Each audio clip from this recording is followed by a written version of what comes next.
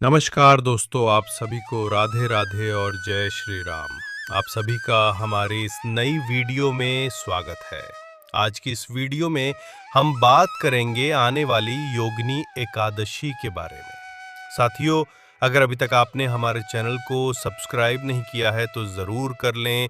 आप सभी का हमसे जुड़ना हमारे लिए एक बड़ा मोटिवेशन होता है।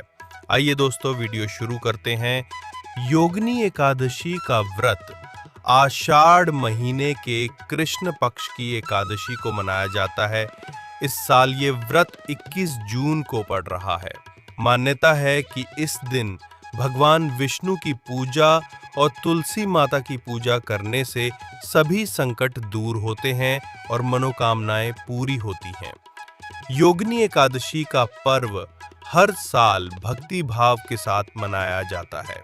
ये भगवान विष्णु की पूजा के लिए समर्पित है।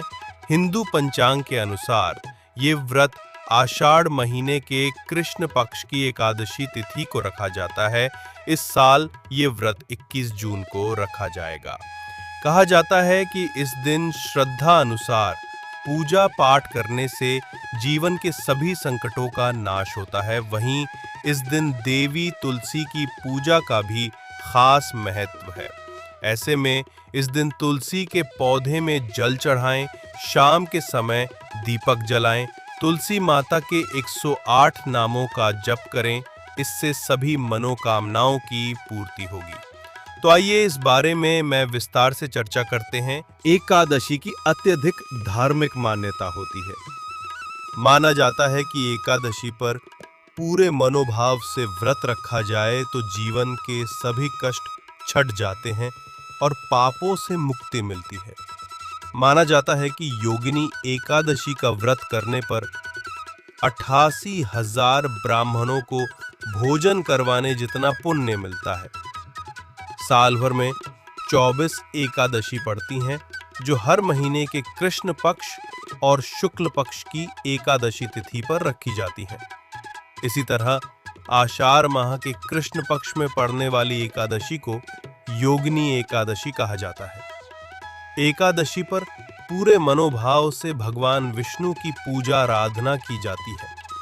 माना जाता है कि भगवान विष्णु प्रसन्न होकर भक्तों पर अपनी कृपा बरसाते हैं। साथियों, आइए जानते हैं योगिनी एकादशी व्रत का शुभ मुहूर्त कब है। योगिनी एकादशी आषाढ़ मास के कृष्ण पक्ष की एकादशी तिथि को मनाई जाती है। पंचांग के अनुसार आषाढ़ कृष्ण एकादशी तिथि 21 जून शनिवार को सुबह 7:19 से शुरू होगी और 22 जून को सुबह 4:28 तक समाप्त होगी।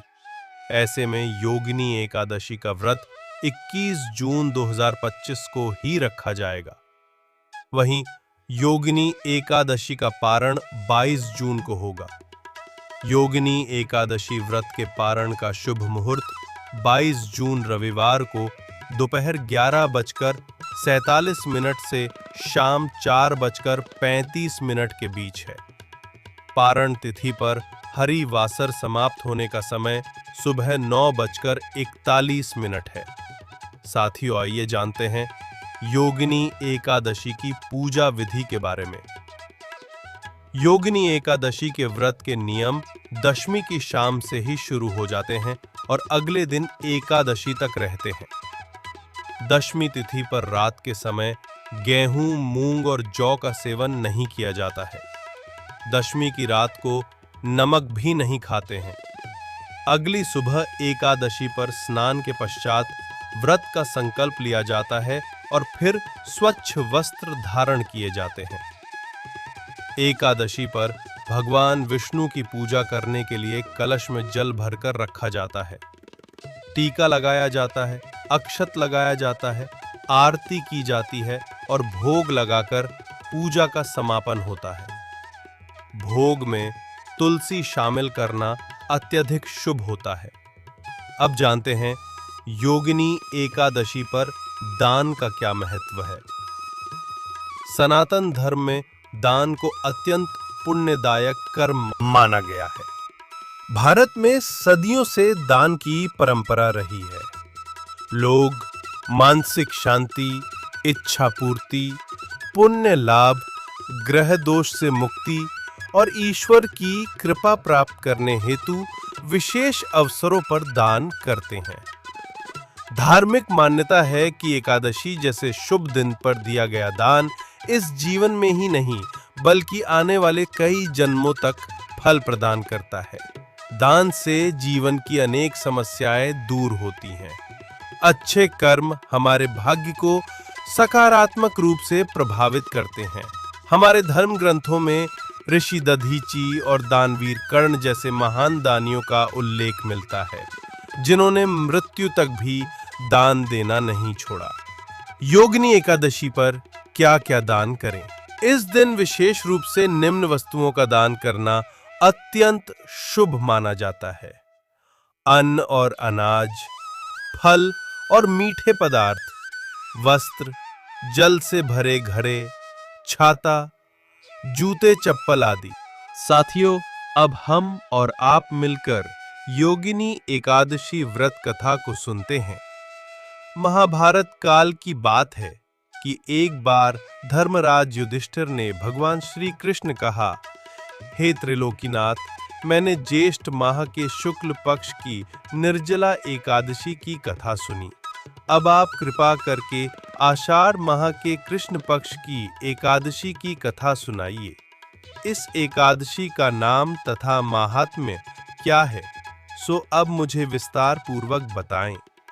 श्री कृष्ण ने कहा, हे पांडु पुत्र, आषाढ़ माह के कृष्ण पक्ष की एकादशी का नाम योगिनी एकादशी है। इसके व्रत से सभी पाप नष्ट हो जाते हैं। यह व्रत इस लोक में भोग तथा परलोक में मुक्ति देने वाला है। हे धर्मराज, यह एकादशी तीनों लोकों में प्रसिद्ध है। इसके व्रत से सभी पाप नष्ट हो जाते हैं। तुम्हें मैं पुराण में कही हुई कथा सुनाता हूँ, ध्यान पूर्वक श्रवण करो। कुबेर नाम का एक राजा अलकापुरी नाम की नगरी में राज्य करता था। वो शिव भक्त था। उनका हेममाली नामक एक यक्ष सेवक था, जो पूजा के लिए फूल लाया करता था। हेममाली की विशालक्षी नाम की अति सुंदर स्त्री थी। एक दिन वो मानसरोवर से पुष्प लेकर आया, किंतु कामासक्त होने के कारण पुष्पों को रखकर अपनी स्त्री के साथ रमण करने लगा। इस भोग विलास में दोपहर हो गई। हेममाली की राह देखते देखते जब राजा कुबेर को दोपहर हो गई, तो उसने क्रोध पूर्वक अपने सेवकों को आज्ञा दी कि तुम लोग जाकर पता लगाओ कि हेममाली अभी तक पुष्प लेकर क्यों नहीं आया। जब सेवकों ने उसका पता लगा लिया तो राजा के पास जाकर बताया, हे राजन, वो हेममाली अपनी स्त्री के साथ रमण कर रहा है। इस बात को सुन राजा कुबेर ने हेममाली को बुलाने की आज्ञा दी। डर से कांपता हुआ हेममाली राजा के सामने उपस्थित हुआ। उसे देखकर कुबेर को अत्यंत क्रोध आया और उसके होंठ फड़फड़ाने लगे। राजा ने कहा, अरे अधम, तूने मेरे परम पूजनीय देवों के भी देव भगवान शिव जी का अपमान किया है। मैं तुझे श्राप देता हूँ कि तू स्त्री के वियोग में तड़पे और मृत्युलोक में जाकर कोढ़ी का जीवन व्यतीत करे। कुबेर के श्राप से वो तत्क्षण स्वर्ग से पृथ्वी पर आ गिरा और कोढ़ी हो गया। उसकी स्त्री भी उससे बिछड़ गई। मृत्युलोक में आकर उसने अनेक भयंकर कष्ट भोगे, किंतु शिव की कृपा से उसकी बुद्धि मलिन ना हुई और उसे पूर्व जन्म की भी सुध रही। अनेक कष्टों को भोगता हुआ तथा अपने पूर्व जन्म के कुकर्मों को याद करता हुआ वह हिमालय पर्वत की तरफ चल पड़ा। चलते चलते वह मार्कंडेय ऋषि के आश्रम में जा पहुंचा। वह ऋषि अत्यंत वृद्ध तपस्वी थे। वह दूसरे ब्रह्मा के समान प्रतीत हो रहे थे और उनका वह आश्रम ब्रह्मा की सभा के समान शोभा दे रहा था। ऋषि को देखकर हेममाली वहां गया और उन्हें प्रणाम करके उनके चरणों में गिर पड़ा। हेममाली को देखकर मार्कंडेय ऋषि ने कहा, तूने कौन से निकृष्ट कर्म किए हैं जिससे तू कोढ़ी हुआ और भयानक कष्ट भोग रहा है? महर्षि की बात सुनकर हेममाली बोला, हे मुनि श्रेष्ठ, मैं राजा कुबेर का अनुचर था। मेरा नाम हेममाली है। मैं प्रतिदिन मानसरोवर से फूल लाकर शिव पूजा के समय कुबेर को दिया करता था। एक दिन पत्नी सहवास के सुख में फंस जाने के कारण मुझे समय का ज्ञान ही नहीं रहा और दोपहर तक पुष्प ना पहुंचा सका।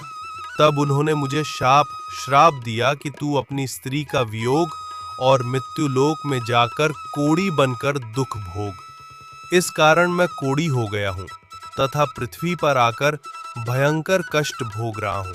अतः कृपा करके आप कोई ऐसा उपाय बतलाए जिससे मेरी मुक्ति हो। मार्कंडेय ऋषि ने कहा, हे हेममाली, तूने मेरे सम्मुख सत्य वचन कहे हैं, इसलिए मैं तेरे उद्धार के लिए एक व्रत बताता हूँ।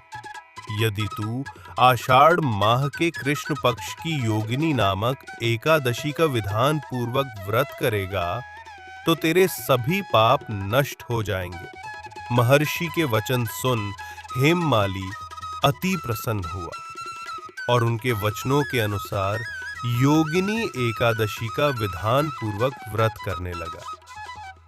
इस व्रत के प्रभाव से अपने पुराने स्वरूप में आ गया और अपनी स्त्री के साथ सुखपूर्वक रहने लगा। भगवान श्री कृष्ण ने कहा, हे राजन, इस योगिनी एकादशी की कथा का फल 28,000 ब्राह्मणों को भोजन कराने के बराबर है। इसके व्रत से सभी पाप नष्ट हो जाते हैं और अंत में मोक्ष प्राप्त करके प्राणी स्वर्ग का अधिकारी बनता है। योगिनी एकादशी व्रत का महात्म्य इस प्रकार है कि इसका व्रत करने से न सिर्फ पाप कर्मों का नाश होता है, बल्कि अगर किसी का शाप मिला है तो उसका भी निवारण हो जाता है। साथियों, अगर आपको हमारा ये प्रयास अच्छा लगा हो तो हमारे इस नए सनातनी चैनल को जरूर लाइक, शेयर और सब्सक्राइब करें। बोलिए जय श्रीमन्नारायण, सत्यनारायण भगवान की जय, लक्ष्मी नारायण भगवान की जय। धन्यवाद।